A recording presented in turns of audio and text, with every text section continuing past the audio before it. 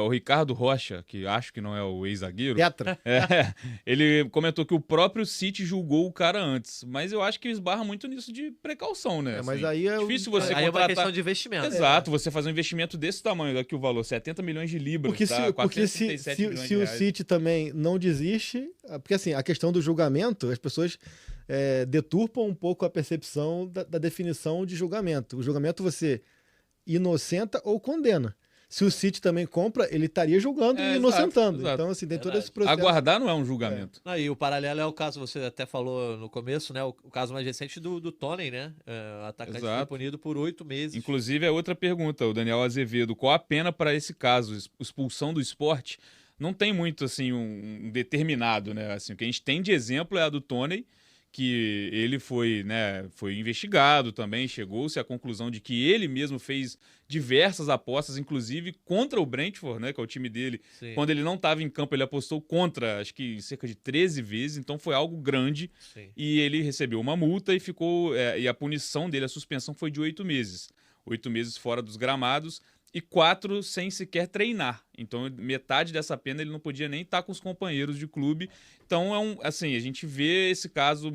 É uma questão na história do futebol recente, a gente pode dizer. A gente não tem tantos casos para analisar, para equiparar, mas é aquilo.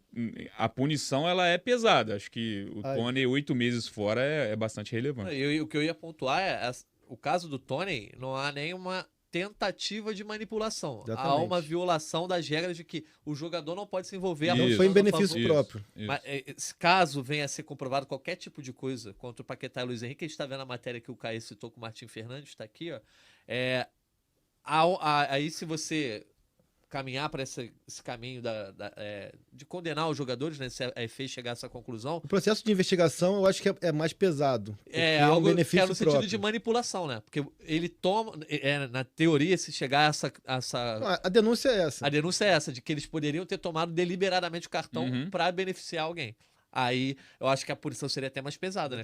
E assim, falando caso seja comprovado, tem que ser exemplar a punição. Sim. Porque para não abrir precedente nenhum, senão, assim, o futebol, a gente começa a suspeitar de tudo, e o que vai virar o esporte, assim? Não, Tem que ser uma punição Porque o cartão se parece inofensivo, parece, mas, lógico. É a porteira que abre. Exatamente. E Pode ser um comecinho de uma coisa, assim, que vai fugir do nosso controle, né? E a gente vai falar bastante aqui ainda sobre convocação e escolhas e listas, escolhas técnicas, assim, e nesse processo, o debate que sempre vem, foi até a pergunta que eu fiz pro Diniz na coletiva, é a respeito da disparidade entre capacidade técnica ou intensidade, competitividade, são várias as valências entre a Europa e o Brasil.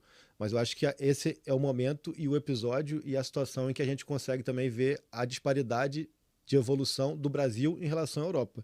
A investigação aqui ela é muito mais profunda,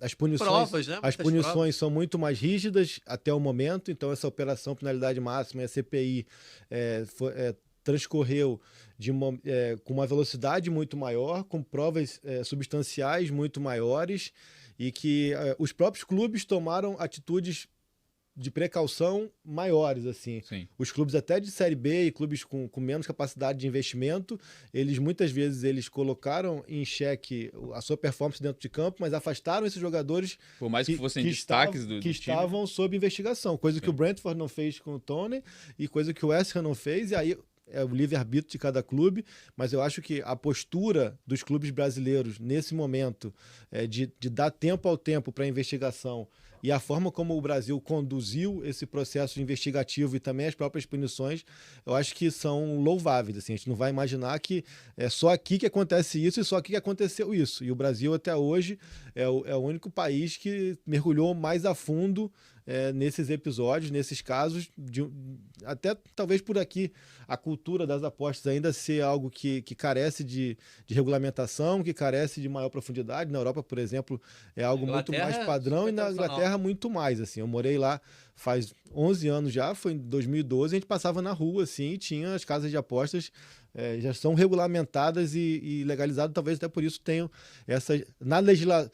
a punição ao Tony já estava prevista na legislação, né? É algo que, assim, ele foi identificado como um viciado e ainda assim foi punido. Mas, assim, eu acho que vale a gente ponderar o quanto que o Brasil tem mergulhado a fundo com um pouco mais de rigidez nesse tipo de investigação, como o Bené falou, pela lisura do esporte, para que a gente não comece Exato. a desconfiar de tudo, né? Não, e só essa questão do Tony que você citou de ser identificado como um viciado em jogos e em apostas, isso acabou reduzindo a pena dele de 11 para 8 meses. Enfim, também é algo que faz parte de um julgamento, né, de um processo. E só para, né, pontuar também para quem está acompanhando a gente ao vivo ou no podcast, Paquetá entrou em campo depois disso, fez gol, né? O Paquetá fez gol na vitória do West Ham por 3-1 contra o Chelsea no fim de semana. E o Tony, ele também passou por algo similar, que assim, ele teve uma temporada extraordinária na Sim. Premier League e era também o momento, era a janela dele também, né? E ele certamente acabou perdendo o valor de mercado e interesse a partir daí.